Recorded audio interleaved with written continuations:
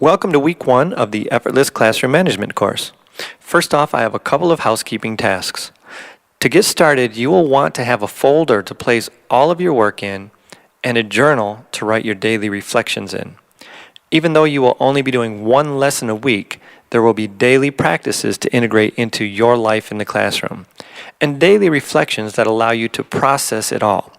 Some people have their own folder and journal, but if you want to order an official journal or an official manual that has all of the assignments and supporting content, you can click on the links at the bottom of the page to purchase them. Orders generally take between 5 to 7 business days to arrive. Okay, now on to the good stuff. Let me set the stage. In the introduction, I made a strong point about the difference between the traditional methods and techniques approach and the approach this course takes. So before you even get started, it has to be said that this is not going to look or feel like a traditional class, or in-service, or professional development training for that matter.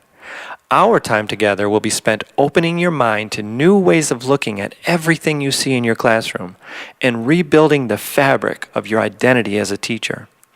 It is only from there that real change can occur. So if this course feels a bit strange, don't sweat it. It's supposed to.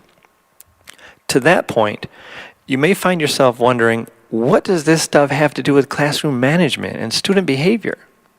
Everything. The simple truth is, everyone knows methods and strategies for classroom management that work, yet still most of us struggle. And why? Because it takes powerful people to manage effective classrooms. The good news is, everyone has power inside of them, so every teacher can be powerful. But you can't fake it. You are who you are, and there's too much to do and too much going on in your classroom to try to be someone you're not. So as long as you're being you, you might as well be the most powerful version of you, right? That's what we're going to do in this course. So let's start off with the definition of classroom management. Classroom management is a holistic set of processes, ways of operating, and systems designed to maximize learning opportunities and foster positive growth and student success in a specific classroom setting.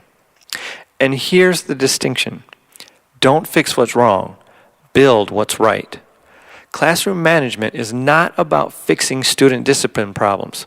It's about managing every aspect of your classroom as effectively as is possible by you. Discipline problems just happen to get taken care of when you do that.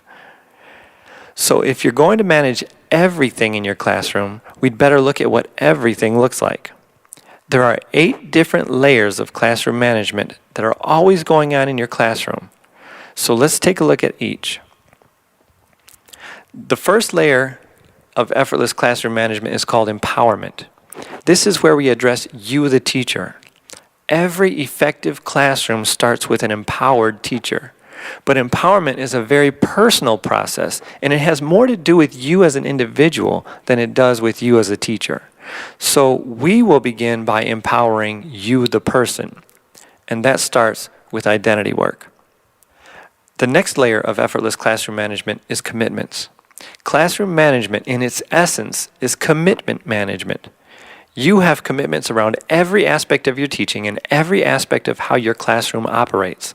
The most successful teachers are those who are crystal clear and powerfully engaged in those commitments in every moment throughout the day. The next layer is energy and focus. As hard as you may try, you can never completely control what your students do.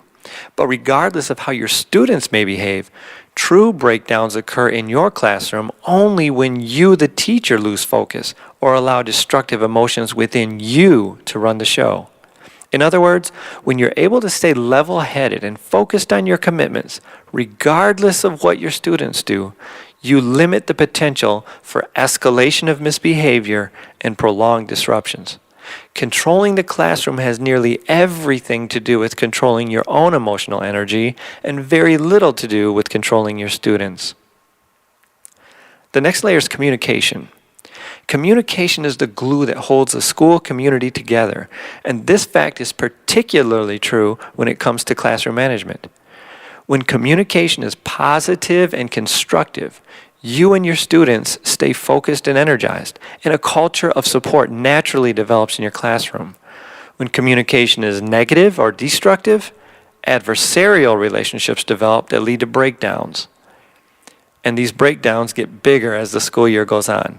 So to address this extremely important issue, we must break communication down to its very essence and make sure every aspect of communication is maximized in your classroom. The next layer is relationships. Everything in your life can be broken down into the various relationships you have, and all of those relationships fit into one of 4 categories. We call these the 4 core relationships. You have a relationship with yourself, which is your identity.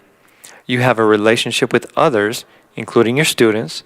You have a relationship with the work that you do as a teacher, and you have a relationship with your environment and all that's in it. Understanding how all 4 core relationships work together give us a complete picture of what it takes to be effective in all areas of classroom management.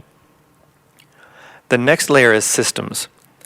There's too much to do in your classroom to handle it all yourself all the time.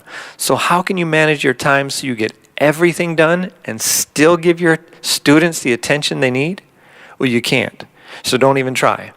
Instead, leverage the principle of systems. Systems are everywhere in your classroom, but in most classrooms, in most schools, the great majority of the systems present are either underdeveloped or not intentionalized. In other words, they're not utilized as systems at all, and they're seen as random tasks by the teachers. The next layer is structures. Effective structures often make the difference between effective and ineffective teachers.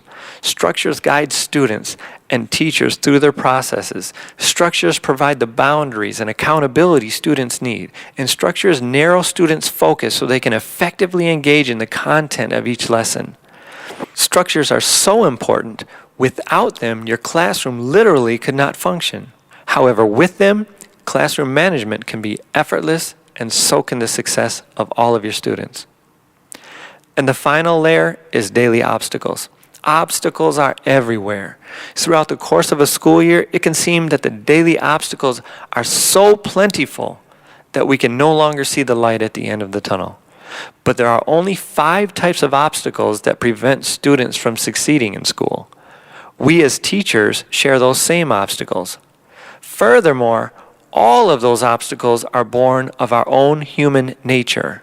Therefore, we must first address our own obstacles within us before we can effectively address our students' obstacles. Our goal in this course is for you to achieve mastery in all 8 layers.